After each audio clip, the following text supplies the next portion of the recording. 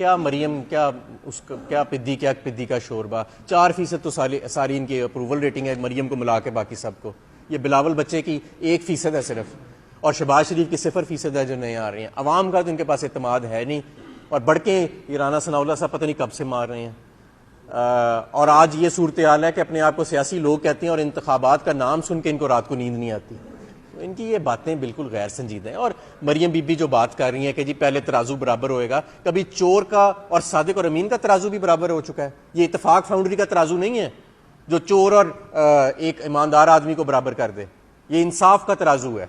جس نے اربوں لوٹے ہیں اس کے لیے ترازو کا پلڑا فرق ہوگا، اور جو صادق اور امین ہے جس کے نام پہ آج اربوں روپے اکٹھے ہوتے ہیں، جو ساری دنیا میں جس کی ایمانداری کے چرچے ہیں، اس کے لیے ترازو کا ہمیشہ فرق ہوئے گا، اگر تو انصاف کا ترازو. ان کی یہ اعظم نذیر تارڑ جیسے لوگوں کی بڑکوں پہ نہ جائیں. یہ جب الیکشن ہو گئے اور تاریخ ہو گئی تو انہوں نے نظر بھی نہیں آنا. یہ بیچارے تو کاؤنسلر کا الیکشن نہیں جیت سکتے. اسٹیبلشمنٹ کو یہ شاید کہا جا رہا ہے کہ جی اگر الیکشن ہوئے تو پھر یہ IMF کا معاہدہ نہیں کریں گے. سننے میں یہ کہا رہا ہے، آج کوئی سوشل میڈیا پہ یہ بات چل رہی تھی. اور اگر یہ بات غلط ہے تو اسحاق ڈار صاحب اور شہباز شریف صاحب ٹی وی پر آئیں اور آ کے کلیریفائی کریں قوم کو اس معاہدے کے حوالے سے اور معیشت کے حوالے سے. اور اگر یہ بات درست ہے جو میں کہہ رہا ہوں تو اس سے بڑی غداری کیا ہو سکتی ہے آپ کے ملک کے ساتھ، کہ آپ اپنی چھوٹی سی سیاست کے لیے، چھوٹی سی کرسی کے لیے، وہ اس پہ بھی آپ کو کسی نے مسلط کیا ہوا ہے، کو مسلط کر کے چلا گیا. اور ابھی بھی تجربے جاری ہیں کوئی نئے نئے قسم کے. کل بھی جعلی کیسز جو ہیں مجھ پر اور باقی لوگوں پر، دہشت گردی کے جعلی کیسز بالکل ان کو بنایا گیا. ابھی بھی ان کا خیال ہے کہ شاید یہ کرنے سے، ڈرانے دھمکانے سے اب نہیں ہونا ایسے، اب یہ معاملات آگے چلے گئے ہیں.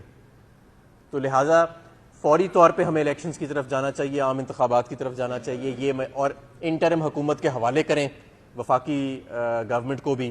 یہ جو اس وقت یہ لوگ بیٹھے ہیں بالکل غیر سنجیدہ ہیں. اور سننے میں یہ آ رہا ہے کہ اسٹیبلشمنٹ کو یہ شاید کہا جا رہا ہے کہ جی اگر الیکشن ہوئے تو پھر یہ IMF کا معاہدہ نہیں کریں گے. سننے میں یہ کہا رہا ہے، آج کوئی سوشل میڈیا پہ یہ بات چل رہی تھی. اور اگر یہ بات غلط ہے تو اسحاق ڈار صاحب اور شہباز شریف صاحب ٹی وی پر آئیں اور آ کے کلیریفائی کریں قوم کو اس معاہدے کے حوالے سے اور معیشت کے حوالے سے. اور اگر یہ بات درست ہے جو میں کہہ رہا ہوں تو اس سے بڑی غداری کیا ہو سکتی ہے آپ کے ملک کے ساتھ، کہ آپ اپنی چھوٹی سی سیاست کے لیے، چھوٹی سی کرسی کے لیے، وہ اس پہ بھی آپ کو کسی نے مسلط کیا ہوا ہے، کو مسلط کر کے چلا گیا، اور ابھی تک کر رہے ہیں کچھ لوگ بیٹھے.